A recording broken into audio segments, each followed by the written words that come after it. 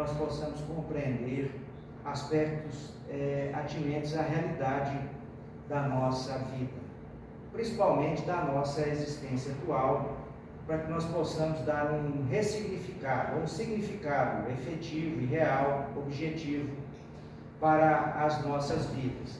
Esta obra é o Livro dos Espíritos, é a parte filosófica da doutrina espírita, é a primeira obra que foi apresentada à humanidade, que descerrou as portas, né, da espiritualidade para todos nós, nos dando a exata compreensão, ou pelo menos a possibilidade de compreendermos a nossa realidade na condição de espíritos imortais, na condição de alunos matriculados na escola da vida. E isso nos faz compreender e dar o norte às nossas existências a caminho da mensagem do Cristo. Diz Haroldo Dutra, um autor que eu gosto muito, um palestrante que todos nós conhecemos, que é muito importante nós buscarmos o autoconhecimento, conhecer a nós mesmos. Isso está no Livro dos Espíritos. Mas por quê? Para que nós tenhamos consciência das nossas fragilidades, daquilo que serve de impedimento ao nosso progresso. E quando eu falo de progresso, é progresso moral, é progresso espiritual. O progresso espiritual consiste no fato de nós a cada dia nos melhorarmos, nos renovarmos, na busca de aquisição dos valores reais do espírito. Essa é a finalidade precípua da nossa existência, partindo de uma premissa, que é importante, que nós temos uma vida, e às vezes isso causa uma certa espécie, a vida é uma só, nós temos várias existências. As existências pelas quais nós passamos são etapas necessárias da nossa vida, fazem parte da nossa vida e nos permitem passar pelas experiências que só nós teremos que passar, de acordo com as nossas necessidades e de acordo ou de conformidade com o nosso merecimento. Então é importante nós fazermos essa introspecção, nós voltarmos para nós mesmos, nós buscarmos em nós e não nos outros aquilo que tem servido de mal, algo negativo para o nosso progresso, está impedindo o nosso progresso moral, ético e espiritual. E compreendermos que não somos perfeitos, somos perfectíveis. Por quê? É importante nós compreendermos que não somos perfeitos, porque nós temos que ter consciência de que vamos errar, de que nem sempre acertaremos. E na realidade, é mais provável que nós erremos. A verdade é isso, porque nós temos que refletir em torno de uma circunstância. Nós temos uma propensão maior para o bem ou para o mal.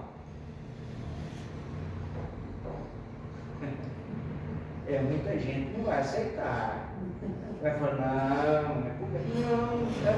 Infelizmente, ainda nos movimentamos nessa fase, nesse estágio evolutivo.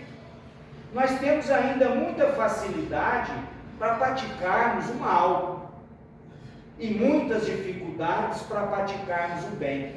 Mas como é que nós seremos capazes de superar isso? E quando eu falo superar essa realidade que é vívida para todos nós, aquilo que o Chico chamava ele falava uma vez, eu ouvi falar de tentação, né? Que a tentação bate a todo momento na porta da nossa consciência, não é? E a tentação só existe em razão da nossa condição, da nossa posição evolutiva, da nossa condição moral. porque senão nós estaríamos imunes a isso. Então, vencer as tentações, ao fim e ao cabo, significa vencer as nossas próprias imperfeições, as nossas próprias tendências negativas. Então, a partir do momento que a gente passa a admitir isso, a gente passa a trabalhar melhor com o erro. E o arrependimento, ele se torna real, porque nós passamos a discernir e ter consciência de que nós erramos, e quando erramos, aceitamos essa realidade e buscamos a superar tudo o que fizemos. Porque o difícil é quando nós não temos, ou nós negamos a consciência de que não estamos, vamos dizer assim, caminhando naquela porta, na busca de ingressarmos naquela porta estreita, quando nós buscamos aquela porta simbólica mais larga, a que Jesus fazia referência, porque aquilo era um símbolo, né? A porta estreita e a porta mais ampla. A porta mais ampla é a mais fácil para nós, a porta estreita é a mais difícil, dona Cleusa. Sabe por quê? Que para passar por ela tem que emagrecer. Mas veja, eu sempre falo isso. Emagrecer o quê? Emagrecer perder quilos de ignorância, quilos de imperfeição, de defeitos que nos acompanham há várias existências e muitas vezes somos reincidentes em relação a elas. Então, esta compreensão faz com que a gente encare a vida de uma forma diferente, de uma forma diversa. E a espiritualidade, ela sempre nos alerta a este respeito. Porque quando nós passamos a pensar dessa forma, a gente busca o quê? Reforma íntima, mudança, alteração de comportamento, necessidade da gente dar um outro sentido às nossas vidas. Se nós vamos para um determinado sentido, aquele caminho, nós passamos a compreender que ele não é o melhor para nós, porque vai nos afastar da nossa condição de espíritos, filhos de Deus. Determinados caminhos, trilhas que nós buscamos percorrer, nós negamos a nossa própria condição de filhos de Deus, a paternidade divina. Porque já dizia um amigo, quando nós nos afastamos da mensagem do Cristo, que nos traz a uma reflexão em torno da necessidade, do sentimento do amor, nós estamos negando a paternidade divina. E aí, e quando isso ocorre, é que vem o sofrimento. O sofrimento. E por que nós estamos matriculados na escola da vida? Porque em épocas passadas e até nessas, nós negamos para nós estas realidades. Então, nós temos que ter consciência de que somos espíritos imortais, que nós não temos espíritos nem alma. Entendeu, Pedro? De vez em quando eu vejo alguém falar assim, ai, a minha alma. A minha alma? Mas espera aí, que coisa interessantíssima. Então dizer que eu sou eu, minha alma é outra individualidade. Não, nós somos espíritos encarnados. Eu guardo em mim a minha individualidade, que eu chamo de personalidade, as minhas características próprias, as minhas características, o meu caráter, se assim posso dizer, é fruto das minhas experiências, porque a minha vida é um reflexo. Estava acabando de falar com a dona Cleusa aqui agora, né, dona Cleusa? Quantas crianças, quando você vê uma criancinha, 3, 4 anos, se assenta, senta em frente a um piano e começa a tocar. Toca. Se eu ficar 10 anos fazendo aula de piano, eu não toco, né? Vocês estão entendendo? Então, aquilo é a bagagem que ela traz consigo. Aquilo não chegou para ela naquele momento, não caiu do céu e foi introjetado nela. essa introjeção intelectiva, cultural, de conhecimento, é uma conquista. É uma conquista do Espírito. E da mesma forma que o conhecimento, o desenvolvimento intelectual é uma conquista, o desenvolvimento moral, o desenvolvimento do sentimento, também é fruto de uma conquista. Quando a gente encontra na vida uma pessoa muito boa, que nós falamos que ela é elevada espiritualmente, e o é, não é verdade? Vocês acham que ela adquiriu aquilo por acaso? Que ela adquiriu aquelas qualidades porque aquilo lhe fora dado por privilégio? Não! Ela chegou àquele ponto através do seu trabalho, do seu labor, lutando consigo mesmo, no sentido da construção de um homem, de uma mulher melhor. E esta é a finalidade da vida, é a finalidade da nossa existência, porque nós não estamos na terra por mero deleite, de férias. Tem hora que a gente pensa que está de férias aqui na terra, não tem um porquê, é um acidente. Não, não é acidente, não. Tem muita gente que quer que fosse, mas não é. Então, nós somos espíritos que vivemos na matéria, temporariamente. Mas às vezes nós damos uma guinada e agimos como se fosse a matéria vivendo no espírito. O espírito é que tem que sobrelevar a matéria através da conduta, da nossa conduta. Porque o Cristo, Jesus, ele não veio para salvar ninguém, não. Isso é uma besteira, francamente. Salvar. Então quer dizer que o Cristo vai falar para mim: ó, Reinaldo, eu te amo demais. Eu amo mesmo. Amo. Não tenhamos dúvidas quanto a isso. Me dá licença que eu vou fazer para você o que você tem que fazer. Não. Os Espíritos nos ensinam com ênfase que nós temos o livre-arbítrio. Está aqui no livro dos Espíritos, na pergunta ali 150, que nós fomos feitos simples e ignorantes. Simples e ignorantes. Que o Espírito é o ser inteligente do universo. Mas aí, Kardec pergunta para os Espíritos: como é que Deus nos fez, hein? Você já viu isso no livro? Tem pergunta. Sabe o que os Espíritos respondem? Falou para ele: não dá. Vocês não têm condições de saber isso ainda não. Vocês só podem saber que vocês são fruto do amor do Pai, de um Deus misericordioso, e não de um Deus punitivo, e não de um Deus vingativo, porque Deus não vinga. Aquele Deus lá do Velho Testamento, que os homens o tratavam como um Deus que privilegiava uma raça em detrimento de todas as outras. Esse não é o Deus que o Cristo trouxe para nós e exemplificou esse Deus para nós, que é um Deus de amor. Basta a gente ler a parábola do filho pródigo.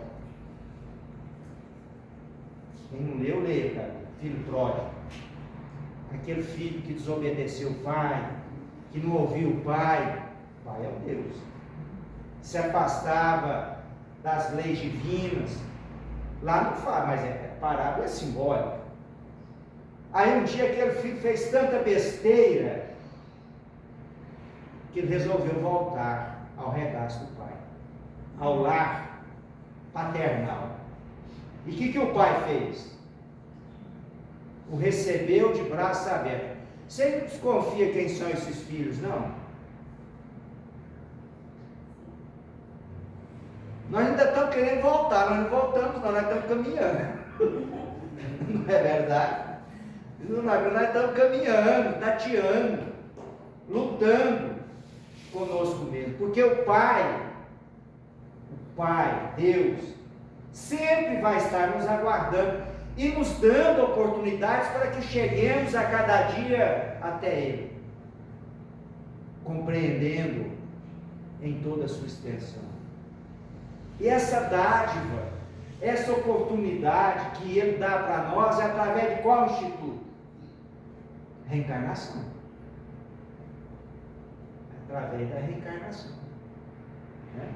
Então, nós fugimos da mensagem divina, reiteramos a prática de uma série de condutas incompatíveis com a mensagem de Cristo. Se alguém estiver nessa situação, é pura coincidência. Tá? E depois resolvemos, não, olha, me dá outra chance, me dá uma oportunidade. Então volta para a escola. Vai lá repetir o ano que você reprovou. É mais ou menos assim. Vai. E nós vamos como? Nós vamos como? Reencarnamos. Voltamos. Vamos passar por tudo aquilo que temos que passar, para demonstrar se realmente nós adquirimos aqueles valores morais ou espirituais. Ajustarmos com aqueles que nós temos que nos ajustar. Convivendo com aqueles que temos que conviver. Passando por uma gama de situações que só nós temos que passar. E aí no final, nós temos que prestar contas às nossas consciências, que é um tribunal divino, é o tabernáculo divino, que mais cedo ou mais tarde, todos nós haveremos de defrontar. Uns demoram mais, outros mais rápido. Né? E nesta existência, nós estamos tendo um grande suporte, um grande amparo, porque o remédio vem para o doente. Se nós não tivéssemos ele, ia ser o caos, que é a doutrina espírita. Quando eu era pequeno, ainda estou falando pequeno tamanho, tá? Minha mãe falou assim: gente do céu, manda esse menino para o centro, porque senão ninguém aguenta. Né? Me punha na aulinha lá, eu lembro, minha mãe me levava, sabe para naquilo, né? E aí de vez em quando eu na adolescência, não mãe, hoje eu não vou sentar. Não, pelo amor de Deus, Leonito, não era meu pai, leva ele, você é gostoso demais, porque a gente vê as tendências. Você quer saber quem nós somos, do que realmente nós somos capazes? Feche os olhos, comece a meditar e dê vazão aos sentimentos. Você vai ver o que você é capaz de fazer. Ei, não é fácil não. Mas aí a gente sabe, né, dona Cleusa, aquilo que a gente tem que combater. Aquilo que a gente tem que combater. Porque antigamente, a gente fazia e nem estava aí. Fazia, não estava. Hoje não, a gente faz e fala, nossa, não é assim? Mas arrependido, vamos consertar, vamos corrigir isso aí, não vou fazer mais, tudo bem, depois a gente faz, mas às vezes, mas é o começo, é o início importante, porque se a gente não souber dos nossos limites e que nós não somos, o arrependimento vira remorso, e o remorso corrói o espírito, e não nos deixa seguir adiante.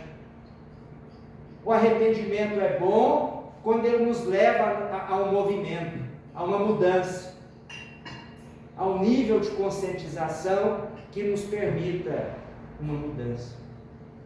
Né?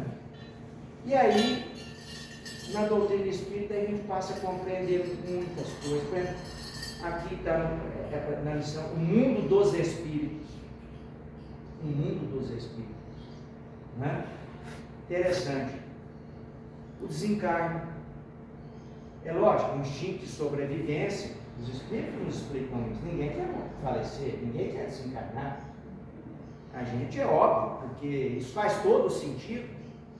Mas temos que ter consciência de uma realidade que é inevitável. E quando a gente for, a morte não causa transformações. Não causa. Esses dias eu vi o Haroldo falar um negócio que eu refleti bastante, porque muita gente em algumas religiões fala em demônio, né? A gente ouve muito isso, é o demônio. Demônio. Mas se Deus vai criar um demônio, vai criar um ser que mede força com ele, que foi criado mal, imperfeito, e vai ser imperfeito a vida inteira. Vamos lá, né? Vamos refletir sobre isso. É engraçado, porque demônio, daimon, né? Demônio é uma palavra que vem do grego, daimon. Daimon significa anjo.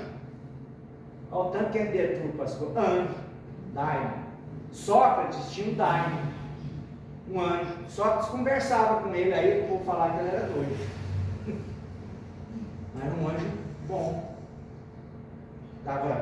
Inspirava Sócrates. E olha a obra que Sócrates deixou para a humanidade. Não é? E aí o Haroldo Dutra dizia, eu falei, gente, vamos entender uma coisa. Não precisa de Deus criar o demônio. Se um determinado governante vai lá e atira bomba no outro país, tira milhões de existências físicas, que desvia verba, que não aplica o dinheiro, que faz o mal, tanta coisa que a gente vê nessa fase de transição, esses são os verdadeiros. Quem são? Somos nós que desencarnamos e lá no plano espiritual a gente vira anjinhos, viramos anjinhos depois que desencarnamos. Será que é assim? Não é não. Não. Entendeu? Nós vamos para lá. O plano extracorpóreo, o plano espiritual, cujo mundo espiritual está imbricado com o mundo material. E nós temos que entender, se a gente quer, a gente já pode viver a vida espiritual aqui na material, com a mudança de vida. Então, quando a gente for, é o que os Espíritos nos explicam. Nós vamos chegar lá do jeito que a gente era aqui. Do jeito que a gente era aqui. Da mesma forma, eu vou ter meus mesmos defeitos, as minhas poucas qualidades que eu tinha. E aí eles perguntam, o que a gente vai levar? Sabe o que eles falam? Nada, do ponto de vista material. Nada. Mas a verdadeira bagagem, ela é espiritual. Ela é espiritual. E vamos chegar lá, eles vão nos perguntar. Quando eu falo nos perguntar, a nossa consciência. Vão perguntar, o que você foi? Que religião que você tinha? Que cargo você ocupava? Você era rico, pobre? Vão perguntar, não. O que vai importar é, o que você fez de sua existência? Essa pergunta vai ser terrível, né? Para muitos, talvez até para nós vai ser. Por isso que a gente tem que ter consciência. Então não importa títulos, relevante, não importa o que você foi, o que importa é o que nós fizemos, o que nós plantamos na sociedade, na humanidade que nós vivemos.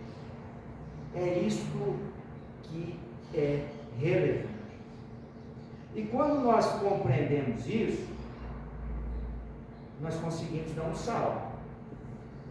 um salto de melhoria, porque é o que eu dizia para a dona Cleusa, se nós compreendemos isso hoje, é porque nós adquirimos um certo grau, chegamos a um certo grau de maturidade.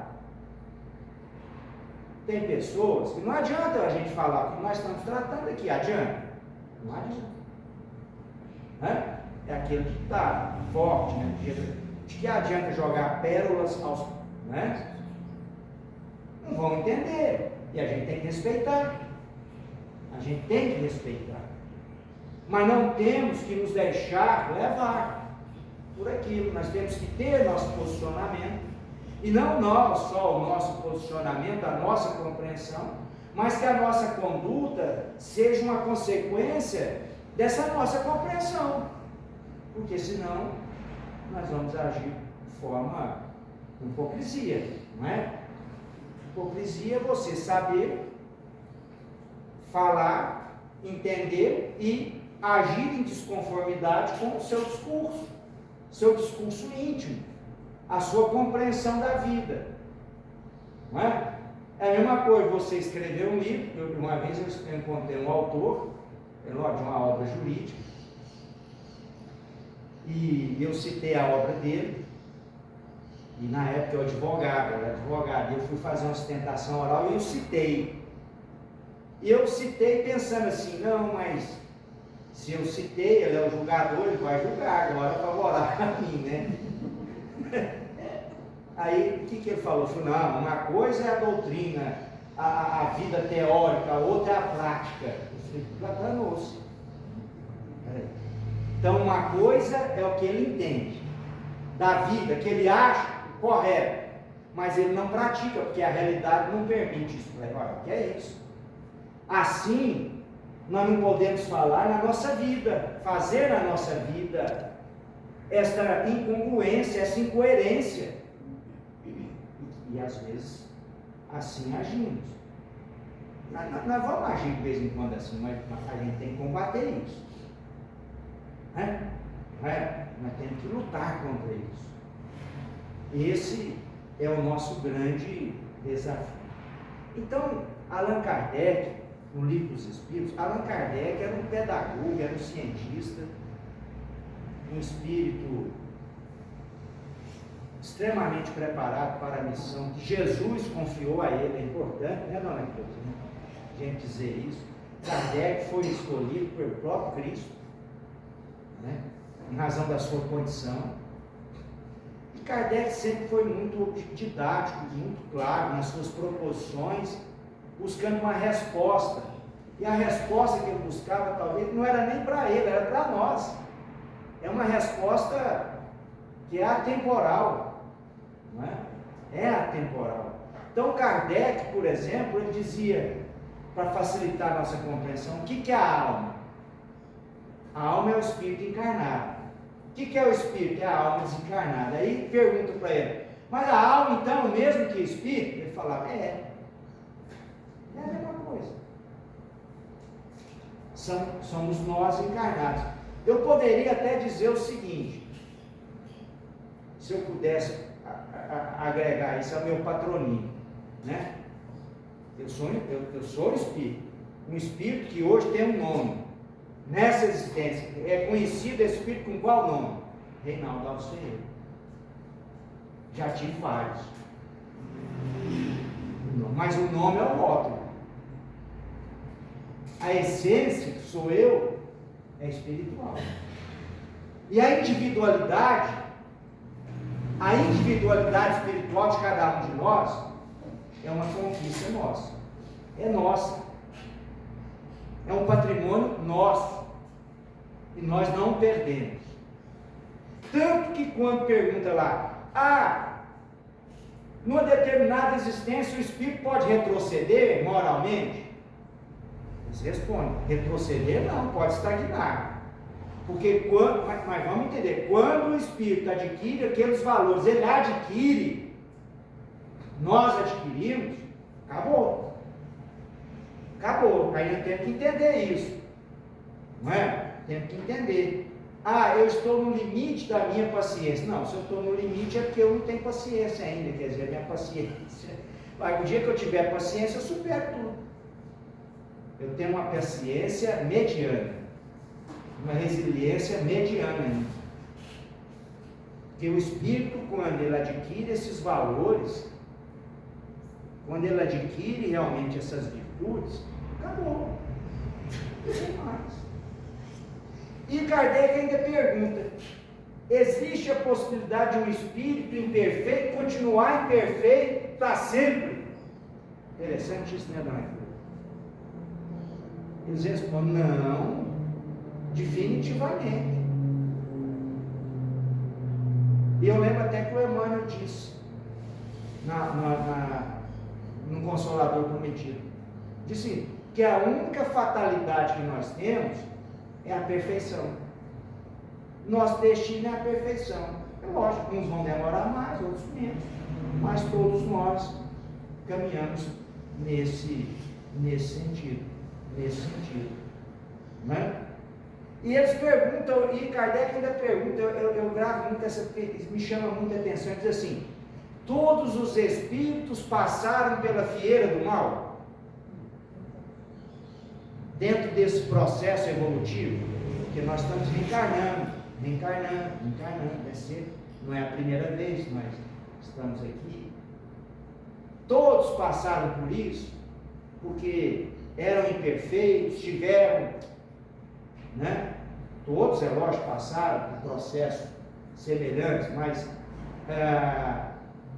passaram pela fieira do mal. Aí eles respondem algo que eu acho extraordinário. Eles dizem assim: pela fieira do mal não, pela fieira da ignorância, porque todos foram criados simples e ignorantes. Vocês querem ver um exemplo? O progresso do Cristo foi vertical.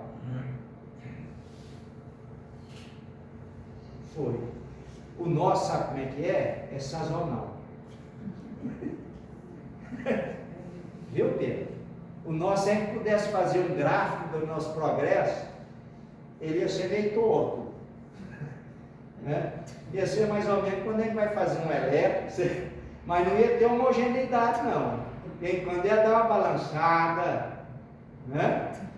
Que é assim, mas faz parte.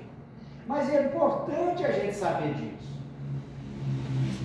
É relevante a gente saber disso. Não é? É fundamental, né? A gente buscar compreender isso, né? E aí a gente conclui que a existência, nós estamos aqui para quê? Progresso, crescermos, evoluirmos. Essa é a finalidade da existência. Expurgarmos de nós esses defeitos que ainda nós possuímos. É para isso que nós estamos aqui,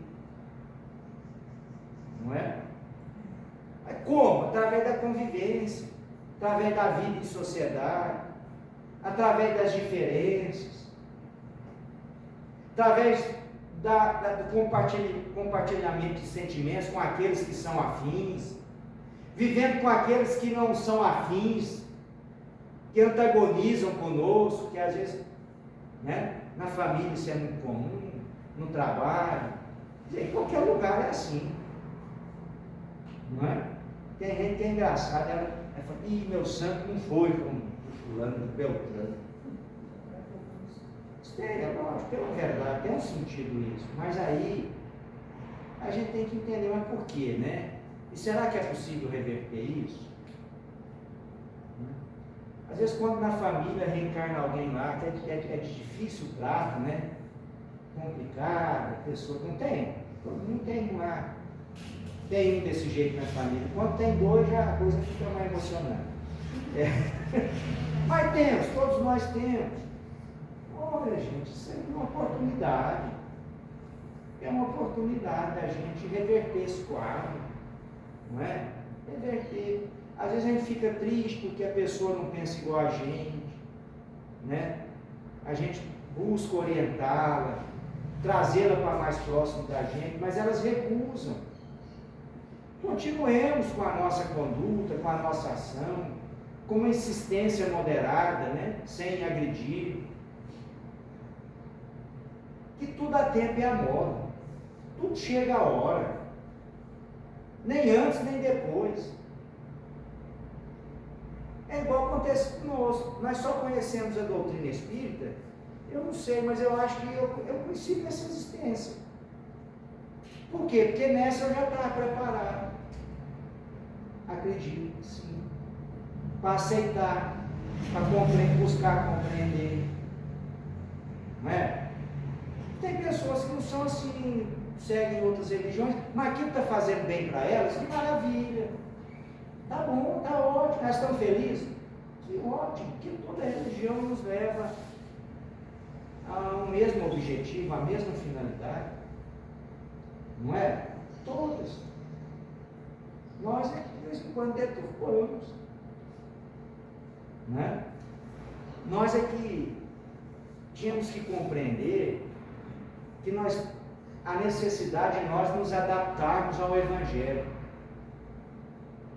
O grande equívoco da humanidade que a história ensina, a tentativa de fazer com que o Evangelho se adapte às nossas necessidades.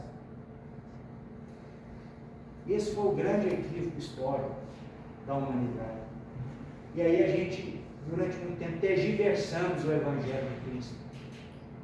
Interpretamos o Evangelho de Cristo de acordo com as nossas conveniências, vinculando ao poder temporal, material, e cerceando ao povo a exata compreensão da mensagem de Cristo. O grande equívoco foi esse, que impediu e muito e sobremaneira a evolução moral, ética da humanidade. Mas hoje nós compreendemos e não critico, porque às vezes eu estava lá fazendo isso. E agora o compromisso é outro. Nosso compromisso é outro. Compromisso conosco mesmo. Não é? A verdade é essa. Então, quando nós falamos do mundo espiritual, a gente pensa assim em algo idílico, né? Muita gente pensa que vai ter lá no mundo espiritual, com a rede, que vai ficar lá dormindo, tranquilo, sabe? Tem gente que pensa nisso, né? Vai ter um anjinho tocando a harpa, né? Isso não faz o mínimo sentido. A nossa vida vai ser a continuidade da nossa daqui. Nós vamos ser lá aonde está o nosso coração, o nosso sentimento. É uma lei de afinidade. É uma lei de afinidade. Se eu não sou bom, moralmente, espiritualmente, eu vou viver no meio de espíritos bons, bondosos, caridosos. Não, eu mesmo não vou me adaptar àquela realidade. Então é uma lei de atração. A lei da afinidade é uma lei natural. Então, mas a gente trabalha muito lá também. Trabalha, não muito, mas continuamos, né? Trabalhar em benefício da humanidade. Hoje, as obras espirituais escancararam para nós essa realidade. Quem pega as obras do André Luiz e lê as obras do André Luiz, parece que está vendo lá um... Você sabe que eu terminei de ler agora o mensageiro. Ah, sim, os Mas mensageiros. ele foi, não, mas foi lá no fundo da minha alma. Falou, minha alma aí, eu vi espírito. Né? Não vai só no fundão, só vai em todos nós, viu? Então, olha, tem obra que é um verdadeiro puxão de orelha. Puxão de orelha. E positivo, que nos alerta, nos previne, para não reincidirmos, reiterarmos nos mesmos, eu não chamo equívocos, vou usar de eufemismo, né? Nos mesmos equívocos, para não dizer outra coisa, tá? Então é isso. O mundo espiritual está imbricado com o mundo material, né? É lógico que outros virão aqui e falarão sobre isso, né, dona Cruz, sobre o livro dos Espíritos, né? Nós teríamos muito o que falar sobre perispírito, né? Perispírito, quer dizer, a ligação do espírito com a matéria, o corpo semi-corpóreo, né? ou não corpóreo, né? Isso é extremamente interessante, é importante a gente estudar isso para a gente compreender como há uma interação entre eles e nós, né? Ele e nós. Né? Tem uma pergunta no livro dos Espíritos: como é que é essa relação entre o plano espiritual e o plano material? Nós estamos rodeados aqui de irmãos, né? E aí quem vai escolher a companhia? Quem vai escolher? Nós. Vamos escolher a companhia. Não é, dona Cruz? De vez em quando a gente ouve isso. chega lá, irmão e fala, mas né, fulano é que está me chamando. Fulano é que está me atraindo. É isso, a lei da atração. Né? Vibração tem cor e cheiro. Vocês acreditam nisso? Tem. Então, semelhante atrai semelhante. Isso depende de cada um de nós, né? Então, essas são algumas observações. E a mensagem do Cristo, ela é uma mensagem de superação, né? É uma mensagem que nos leva à necessidade da gente buscar essa superação, transformar o homem velho, né? Existe dentro de nós, né? Existe. Quando ele dá trela para ele dá um grito. A gente até assusta, né? A gente tem que se autopoliciar, né? Se autoexaminar, verificar, né?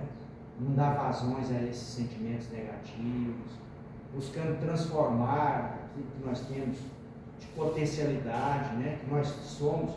Cristo dizia, olha, sois deuses, olha só o que Jesus disse a nosso respeito. Participamos, somos co-criadores. Né? Na pergunta número 132 do Livro dos Espíritos, Allan Kardec pergunta para a espiritualidade, né, qual a finalidade da reencarnação. Eles respondem aqui, ele fala assim, para que vocês evoluam, cresçam, é uma oportunidade. E para que vocês participem da criação, participem da construção de uma sociedade melhor. É super interessante, não é? Super interessante. Antes que eu quero contar um negócio assim. Como que é o sentir no céu como na terra? É viver. É viver no céu como na terra. É você começar a viver a realidade espiritual na sua vida corporal. E viver a realidade espiritual é viver a sua condição de espírito pleno, capaz de se dotar de sentimentos e externalizar esses sentimentos, assim na terra como nos céus. Né? Porque um amigo meu sempre dizia, o seu Zé Gonzaga, presidente do Centro Fé, Esperança e Caridade de Uberlândia, ele dizia o seguinte, fala, Reinaldo, meu filho, a gente fica esperando sempre viver a vida espiritual, né? Desencarnar para viver a vida espiritual. Isso levado ao extremo gera até uma doença, né? A pessoa cansada da vida quer desencarnar logo. Não, para com isso. Temos que passar o que tiver que passar aqui. A gente já pode viver essa vida aqui, já começar aqui na Terra, através da nossa renovação íntima. E aí, tem uma pergunta no Livro do Espírito, Kardec pergunta assim, qual que é a vida mais importante? É a vida corporal ou espiritual?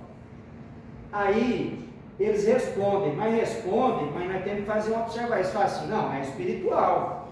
Porque espiritual, ela sobreleva a material, porque ela é eterna. Vocês estão entendendo? Mas a espiritualidade não desvaloriza a vida material. Eles acentuam depois, olha, mas a vida material, a existência, é oportunidade. Aproveitar no sentido evangélico, né? Não é aproveitar como alguns querem aproveitar, né? Apenas para si. É isso, né? Eu vou parando por aqui, que a dona Cleusa já me avisou aqui, né, dona Cleusa? Já está na hora. Né, Pedro? Foi sim. Todo mundo está gostando de sua palestra. Eu tenho tempo de fazer uma pergunta aí? Tem. O que acontece? A doutrina nos ensina que o espírito ele não retrocede, né? Ele adquire esses valores e não retrocede. Mas aí é o seguinte, tem os espíritos que vêm em missão para ajudar, né? Por exemplo, o Einstein, o Tesla, né? O próprio Chico Xavier, eles vêm para o Galileu, Leonardo da Vinci, Mozart, eles vêm para dar uma alavancada, né? Para subir, né? dá um empurrãozinho, né? Senão não vai. Agora, em contrapartida, né, existem espíritos assim, ainda muito ignorantes, que vêm com muito poder. Né? Muito poder, exemplo do Stalin, do Hitler, né? Os meninos, né? Mas tinha um poder assim, podia fazer o bem, não podia fazer o mal, mas e fizeram muito mal. Sim, né? sim. Mas Deus, na sua infinita sabedoria, Ele permitiu. Né?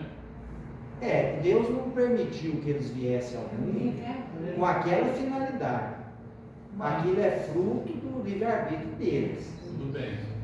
Mas, o que acontece? Milhões de pessoas morreram, tiveram traumas pós a guerra, mas também podemos entender que aquelas pessoas, né, que tiveram isso, fizeram pagamento de uma dívida. Passaram por provações coletivas, né?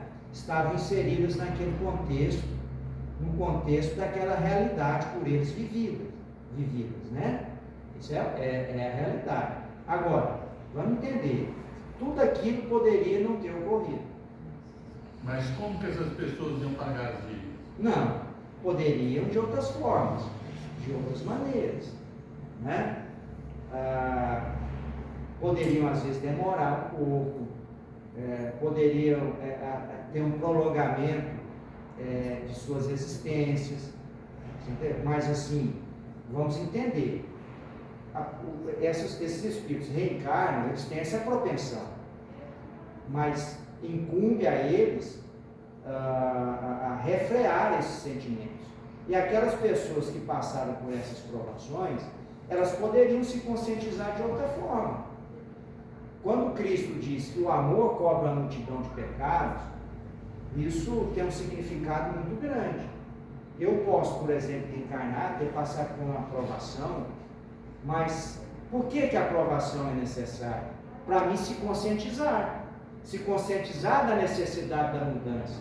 Se eu me conscientizo, por que aquela prova será necessária? Está me entendendo? Ela se torna desnecessária, né? Então, a humanidade pode progredir das mais variadas maneiras, das mais variadas formas. Esses espíritos, eles assumiram uma responsabilidade muito grande, né? Muito grande. Isso ocorre em condição do nosso planeta. Na condição do nosso planeta. Isso aí é uma realidade, né? Mas, por exemplo, no momento, nós estamos passando por uma situação aguda de transição. Ninguém duvida disso. Estamos passando. Você entende? Mas isso tudo era esperado, era algo que nós temos consciência que ocorreria. Poderíamos progredir, desenvolver de outra forma. Quando, por exemplo, você começa a estudar, você vai na obra lá, Caminho da Luz, você vê lá quando Napoleão reencarna, Napoleão Bonaparte, ele não veio para fazer guerra lá na Europa, não. Ele veio com uma missão bem pré-definida. Sabia-se da possibilidade que aquilo poderia ocorrer. E a justiça divina aproveita-se de todas as circunstâncias que surgem. Toda circunstância é aproveitada em benefício do progresso das pessoas que se enquadram naquelas situações e vão passar por aquela experiência. É muito interessante isso mesmo, a pergunta que você fez. É muito interessante, né? Mas o livre-arbítrio é a base de tudo, né? Ninguém veio pré-determinado, você vai praticar o mal. Não é isso. Aproveita, já que ele fez mal, vamos aproveitar aí e vão resgatar as dívidas aí Sim. De um limão faz só limonada. Não é? É por aí, mas é mesmo, é o que eles nos ensinam. Tá? Por exemplo, Cristo, é lógico, veio dar um exemplo. Eu participava de um grupo de estudos lá, mas Jesus veio, já precisava ser precisava ter sido crucificado? Judas poderia ter tido outro comportamento? Poderia. Se ele tivesse tido outra conduta. Mas o que ele pensava? Ele pensava ver no Cristo um indivíduo dotado de um poder que ia, no campo da política e do poder material, instalar um reino material, tirar os hebreus do jugo dos romanos. Ele teve uma percepção totalmente equivocada. Agora, se ele não tem aquela conduta, a história teria sido outra. Quem sabe qual seria? Está entendendo? Mas como ele o fez, fica o exemplo de Cristo, né? De resignação, de amor pela humanidade e principalmente da imortalidade, né?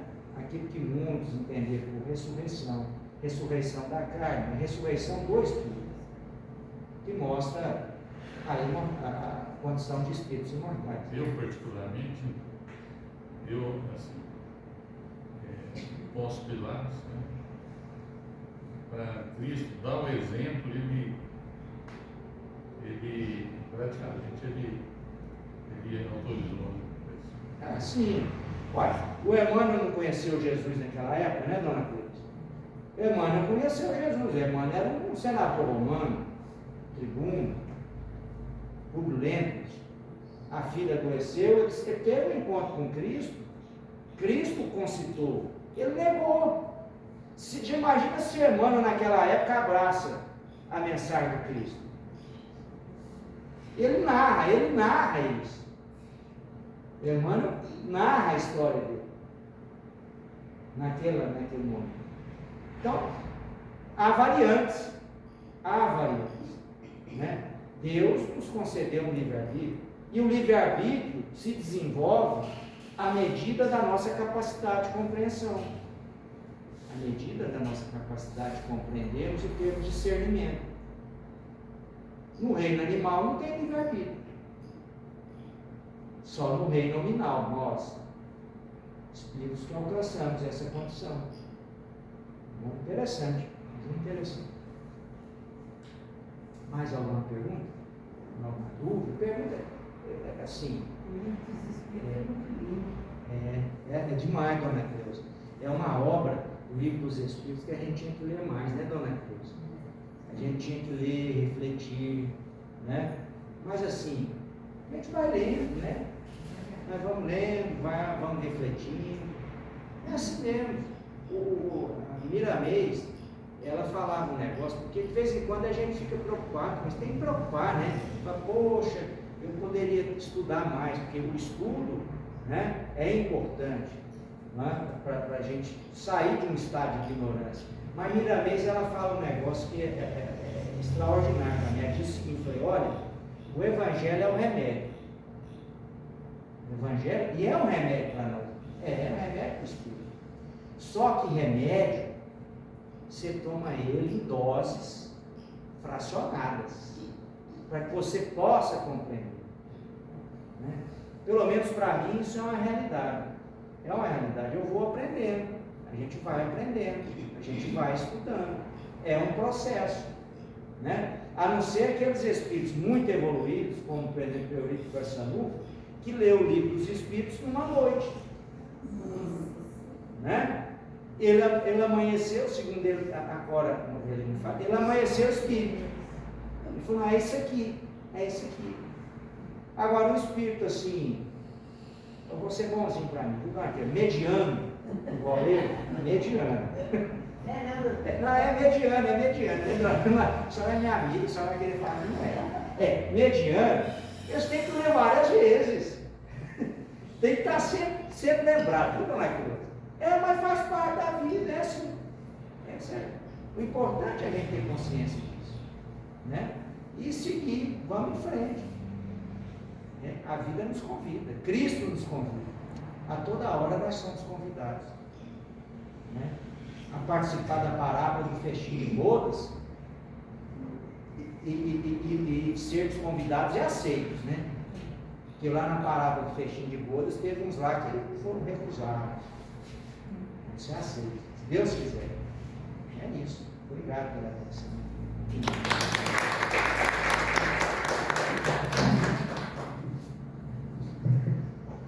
Eu me lembro, posso afirmar que eu ouvi isso do Chico, que a gente devia ler o Evangelho, o Livro dos Espíritos, todos os dias, nem seja um textozinho. Mas para terminasse, volta a ler de novo. Eu tenho tentado fazer isso também, sabe? E tudo que o Chico falava para mim, que eu ouvi o Chico falar, eu tenho feito força para fixar pelo menos isso, me lembro direitinho. Então eu tenho feito isso, eu já li o Evangelho umas 3 vezes e o Livro dos Espíritos também. Um pedacinho para cada um. Todo dia, eu hoje, por exemplo, eu me lembro, o senhor falou sobre o Livro dos Espíritos, eu fiquei pelejando para lembrar qual era a resposta. Eu não lembrava. Aí quando o senhor falou, não, a consciência é que é importante, não é? É assim mesmo, né? A gente tem o Chico falava isso. Se a gente tivesse a importância, por exemplo, do sono, né? Quando há um desprendimento maior do espírito da matéria, a gente, antes de dormir, faz uma oração, preparava para o repouso. Quando a gente desperta, também preparava para o dia, não é? Facilitaria o dia da gente, o sono da gente, né? Mas não, às vezes a gente chega em casa, o dia que cai dormindo, né? Né, dona Clélia? Não dá. É um momento importante, né? Porque olha só, durante o sono há um desprendimento natural. O espírito não fica quieto, sem agir, sem, né? Então, a gente sabe disso. Então é importante preparar também para isso, né, dona Clélia? Eu sempre me lembro do Chico falar que a gente tem que ler o Livro dos Espíritos e o Evangelho todos os dias. Eu pego em sequência. Eu começo desde a primeira pergunta até o final. Depois eu volto de novo. E esqueço muita coisa. Na hora que o senhor falou, eu fiquei pensando, como é que é que estava descrito? Fica no subconsciente. Fica armazenado. Então, nós agradecemos de coração pela oportunidade que o senhor nos deu nesta noite de ouvir mais uma vez. Então, nós queríamos pedir a nossa irmã Gessi para fazer a prece final para nós.